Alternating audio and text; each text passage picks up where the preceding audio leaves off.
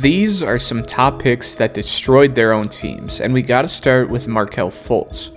The history of the NBA is littered with franchises getting lucky off of draft day trades, winning the golden ticket in the lottery, or making the right pick in the moment. But then, there are instances where the opposite occurs, like the Markelle Fultz pick by the Sixers in 2017. After years of Hinkie's trust the process tank job, which fielded some of the worst teams we've ever seen, Philly had built a roster full of young talents like Embiid, Ben Simmons, and soon-to-be Markelle Fultz, who almost derailed the whole thing. Going into the 17 draft, Fultz was widely considered as the best player in the class, and the Sixers wanted it. The big problem?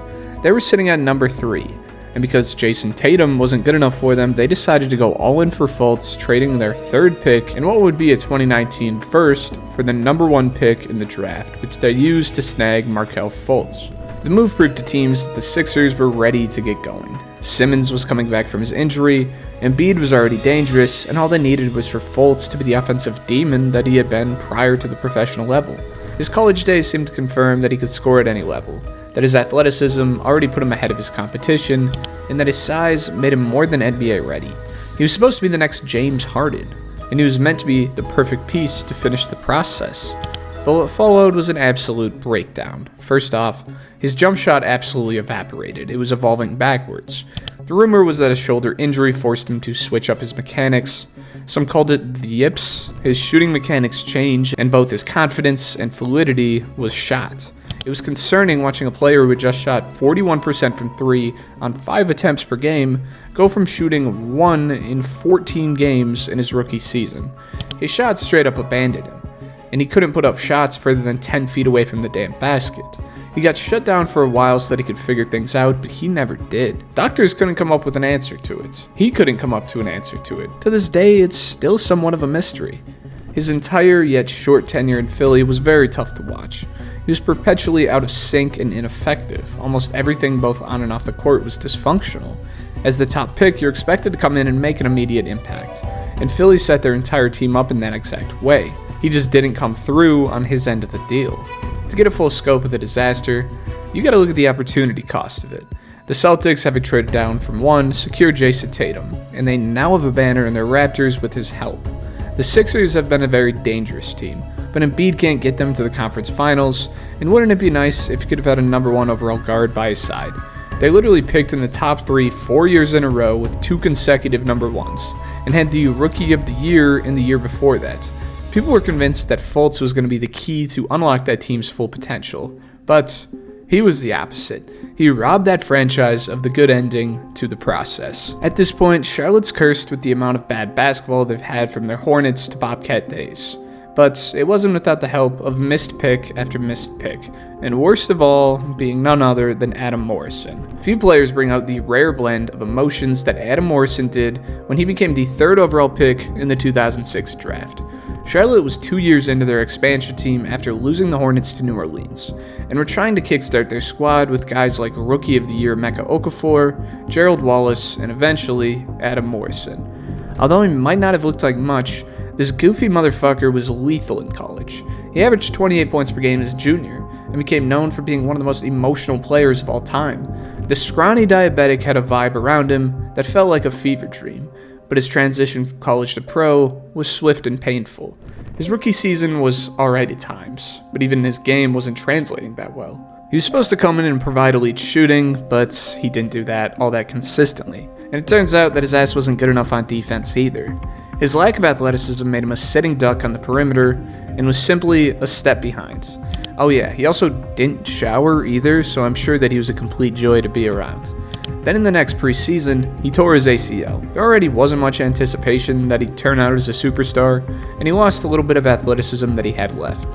When he finally came back, Charlotte could barely use him. He was slower, even more hesitant, still smelled like shit, and became ultimately irrelevant. What makes it an even better story is that it's believed that MJ was the one to select him as the manager of basketball operations with Charlotte. To be fair, that 2006 draft is widely regarded as one of the worst in history, with Tyrese Thomas and Sheldon Williams going 4 and 5, and Andrea Bargnani being the 1st overall pick. But in the next few years, Morrison would actually have a pretty good ending, winning 2 titles with Kobe's Lakers, before retiring with a grand total of 161 NBA games before retiring. So, unlike guys like Charles Barkley or AI, at least he can show those off. But he was just one instance of Charlotte's unfortunate decision-making. In the 2012 draft, Michael Kidd-Gilchrist was highly touted for his sheer efforts and high character, rather than his raw basketball skills. But probably the most important thing to remember was what Charlotte did the season before just to get him. Anthony Davis was the guy to get that draft. Everybody wanted him, especially the Bobcats. They went 7-59. They tanked about as perfectly as anyone could, all to get second in the lottery, and lose out to the franchise which left Charlotte for New Orleans a decade earlier. Just peak Bobcats luck. So they had to settle for the next best thing, AD's teammate, Kidd-Gilchrist. He was an athletic marvel, and being the second best player on one of the greatest college teams of all time as an 18-year-old had to count for something. He had All-NBA and even Defensive Player of the Year type potential on that end. And all he had to learn how to do was create offense and fix his shot, which felt at least doable, I guess. His character was excellent. He was a team-first player, and would do things like ask to come off the bench so that his college teammates could boost their confidence. MKG felt like a safe pick in the draft. Teams figured that if he ended up having a couple of off years, that he'd be the kind of player to put that behind him. And so Charlotte made what felt like the safe pick over Bradley Beal, Damian Lillard, Andre Drummond, and a few other notable players.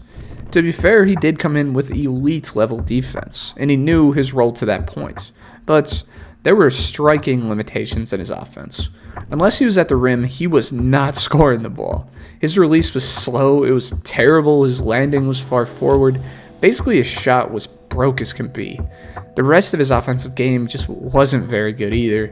He wasn't muscling through people in the paint. He sure as hell didn't have a notable handle, and despite the averages, he had a very poor touch around the basket. But year after year, the story was the same. MKG was fixing his jump shot in the offseason, and he was going to come back to be a valuable and effective piece.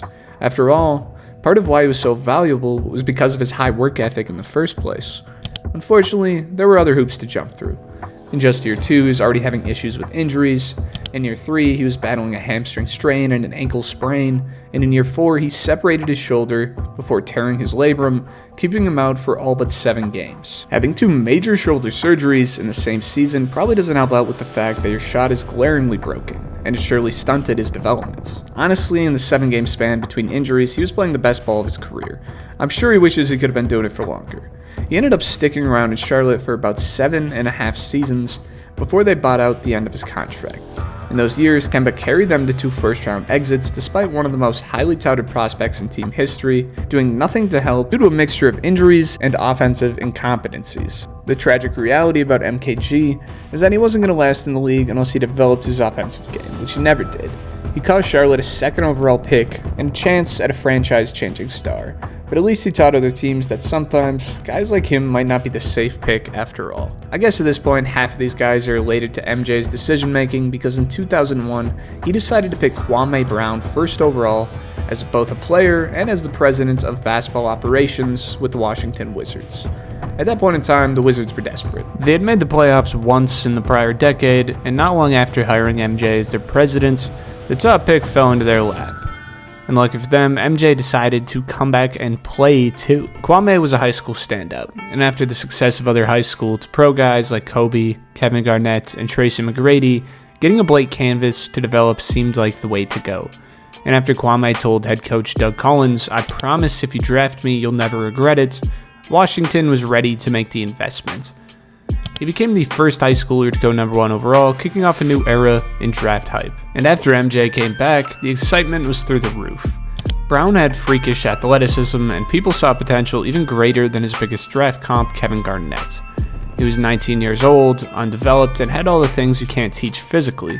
He was reckless in the best way possible, and was lightning quick with or without the ball. When it came time to show that off on the court, he struggled. Although Washington knew what they were getting into, a lack of maturity and clear growing pains were apparent. The kid went from being just another high schooler at prom to a multi-millionaire that had to figure out finances, groceries, and living on his own. He was eating fucking Popeyes for every meal and didn't know how to wash his own clothes. Doug Collins had to put him on the injured list just to take a few days to decompress. It was bad. However, the Wizards still believed in him. It was just going to be a lot harder than they thought. Eventually, he figured out the simple things off the courts, but on the courts, he still wasn't that high-flying superstar athlete that people believed he could become. Oh yeah, Michael Jordan's tough love style wasn't helpful either. He claimed that MJ didn't want him on the team from day one. He'd bring in veterans to school him, forced to work a lot harder than some of the other guys, and it wore Kwame down. If you've seen The Last Dance, you know how much winning means to Michael Jordan. It was all that mattered to him. And I don't think he wanted to wait around for some 19-year-old hotshot to slowly figure things out while he was clearly running out of time to play the game he loved. What started as a mentor-to-student relationship turned hostile, and MJ let him have it. Meanwhile, the media fried him. They called him soft, not ready, and a downright bust. But you still have to look at the on-court performance. In his 4-year stint with the Wizards, he was just okay. He wasn't even a starter by the time he got traded. When he went back to Washington after the trade, a sold-out crowd booed him, because Brown was a validation of the organizational dysfunction that had built up over the years. The failure to get it right with the top pick meant that the Wizards had to start from square one once they realized Kwame wasn't the chosen one. But part of the narrative was that their team ruined Brown. They blamed the culture that was put in place. They blamed the toxic environment that broke Kwame down until he literally couldn't function. In short, Washington had the opportunity of a lifetime to build from the ground up. But missed evaluations and complete organizational dysfunction set them back, and set the tone for years and years of missed opportunities and embarrassment.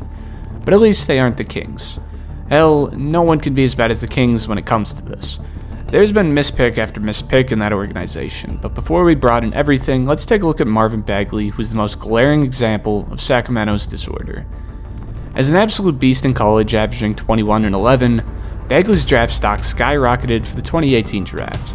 So when the Kings drafted him second overall, it wasn't exactly a reach. The issue was there were other guys on the board, specifically Luka Doncic.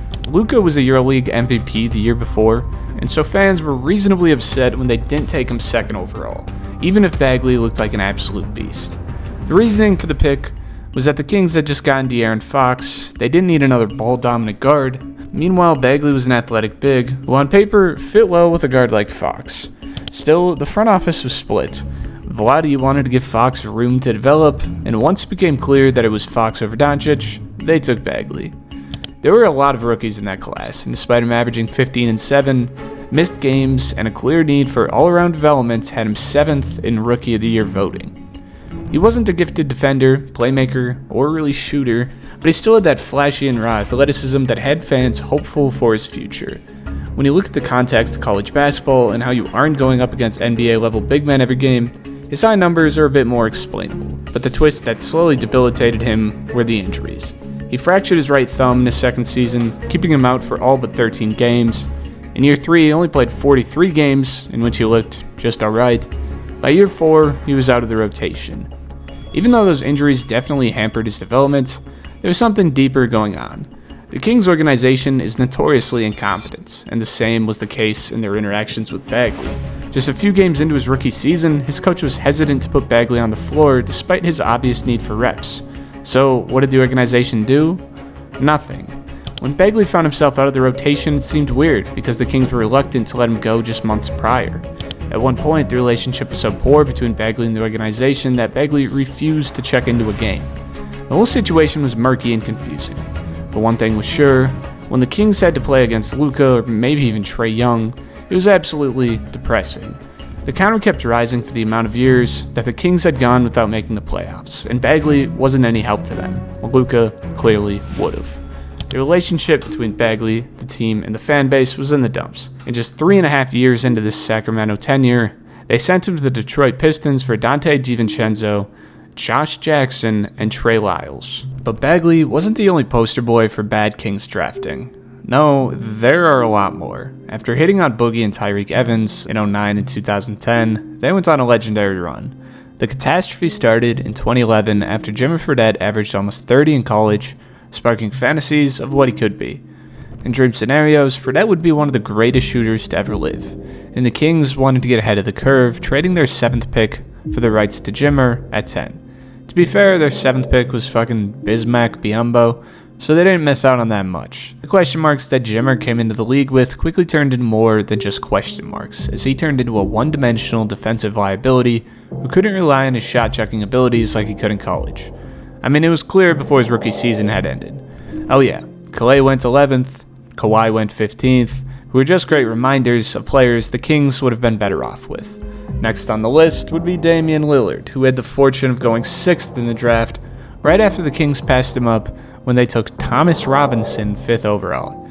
To be fair, it was a situation where Robinson fell a bit in the draft, and because Isaiah Thomas was the guy in Sacramento, they didn't think that they'd want a guy like Dame, but they also had Boogie, so you can look at it either way. Ultimately, the Kings got rid of Robinson 51 games into his rookie season because it was clear that he was a total dud on the offensive end, and that he was going to have to survive on motor and hustle, not skill. Sound familiar? But we got to move on, because it's a long list, with Ben McLemore up next.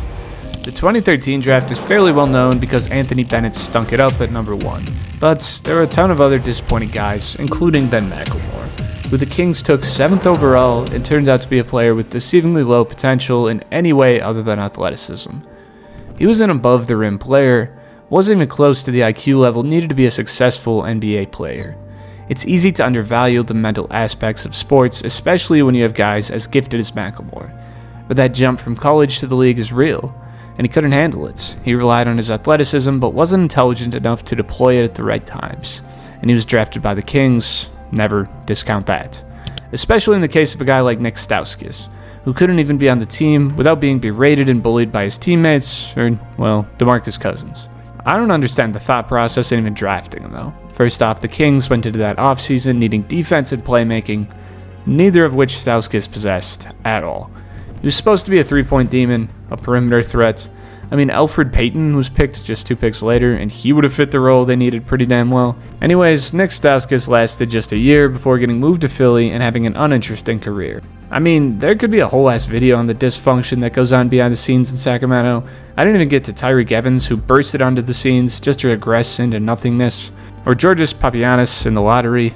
There have been many times where there's a clear, better option. They've had a few hits like De'Aaron Fox and DeMarcus Cousins, but the hits are few and far between. So if you're a Kings fan, sorry about that. For the Bulls, the 2002 draft was supposed to free them of the pain they had carried since Michael Jordan's departure. The draft where they could pick up a new leader to take control of their young core. They already did raw big men in Tyson Chandler and Eddie Curry, a young Jamal Crawford, and Jalen Rose as their most notable vets. They just didn't have a playmaker. Jay Williams was that guy, and even though you might only know him for his lukewarm takes on ESPN, he used to be one of the highest touted prospects out of Duke. He was the clear top option out of college, and because Yao Ming was going to be the first player off the board, he fell into Chicago's lap. He had a smooth stroke and the IQ to run an offense more than effectively. His rookie season included a typical adjustment period. He had some stinkers, but he also had games like one against New Jersey where he had 26, 14, and 13. He didn't bring the excitement that people hoped he would right off the bat, but people were still optimistic about him. He wasn't on a fast track to superstardom, but he certainly didn't look like a straight-up bust either. And then, tragedy struck.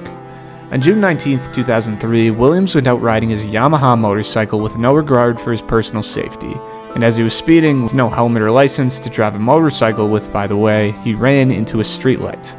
First off, it was against team rules to ride a motorcycle. When he came out of the crash alive, thankfully, he had a fractured pelvis, tore 3 ligaments, including his ACL in his knee, and severed a nerve in his leg. He wasn't even sure he'd be able to walk again. And just like that, the sure future that Williams had within the organization was entirely gone, and they needed to restart from square one. They drafted Kirk Heinrich only 10 days later, and left the Bulls with an agonizing decision. Williams had rendered himself nearly unplayable, so it would make sense to waive him. But he was supposed to be a generational talent, at the very least a consistent starter and prevalent point guard in the league. They were supposed to use their next lottery pick to build around him, not replace him. They made the right call, picked the right player, and it looked like he would at least be a part of some future success, alongside the rest of the guys that they had picked up. But one unnecessary motorcycle ride ruined all of that. He joined the Austin Toros in 2006 in an attempt to make a miraculous comeback, but 3 games would be all he'd get out of it, before retiring.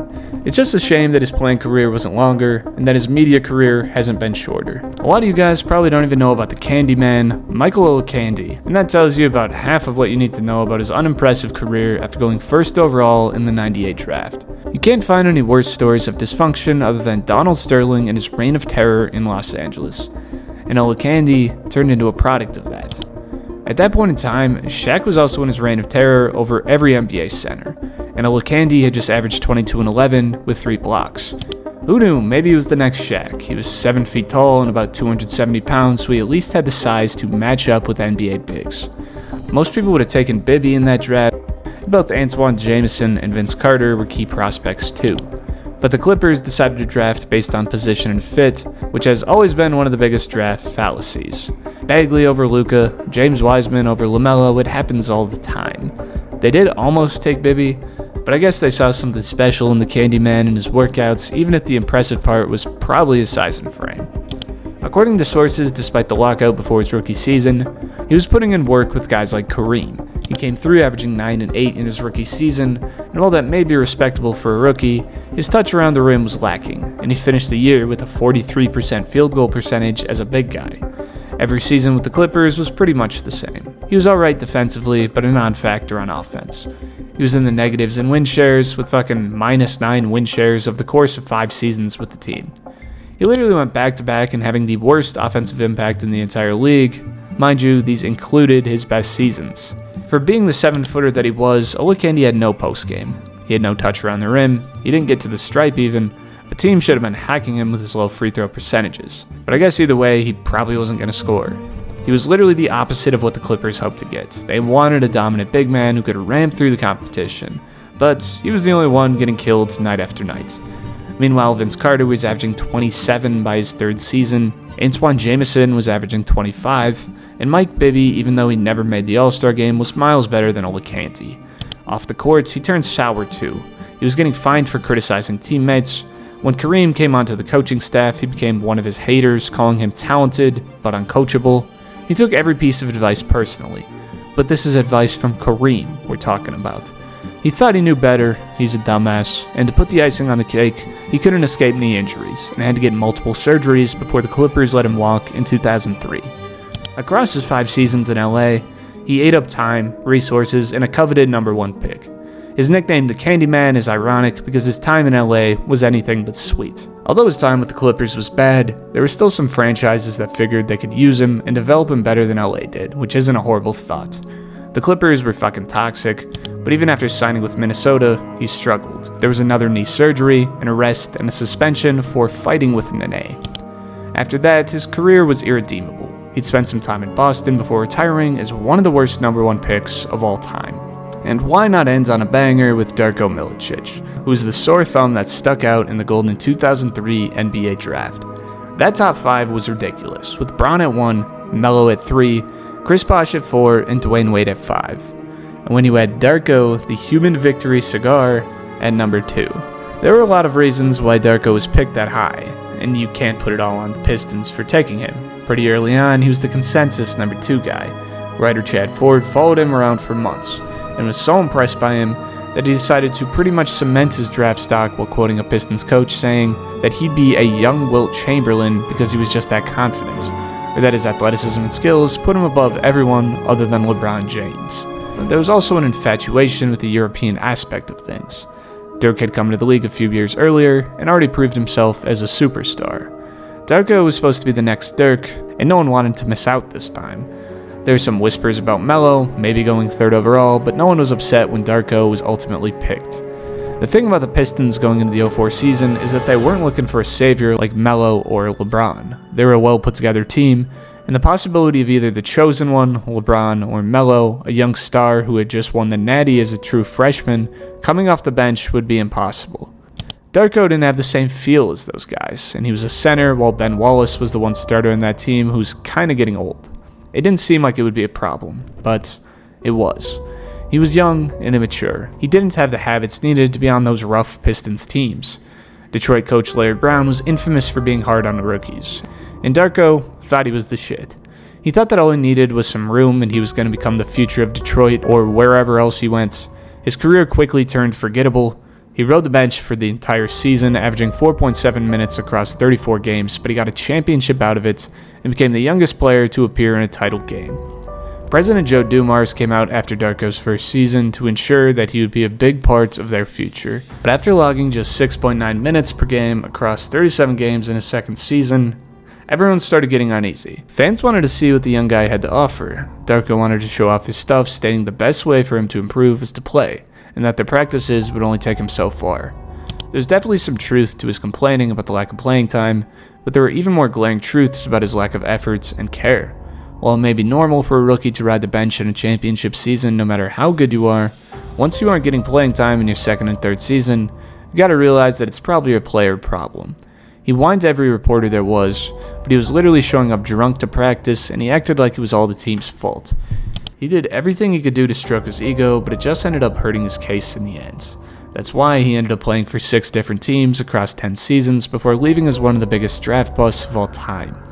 Teams saw the way he hurt the Pistons, ridding them of a star. Any of these other guys in the top 5 probably would have kept Detroit's championship window open for at least a few more seasons, but not Darko. He's been one of the rare examples of a guy who doesn't hurt a bad team, but actively prevented a great team of becoming a powerhouse in the league for years to come.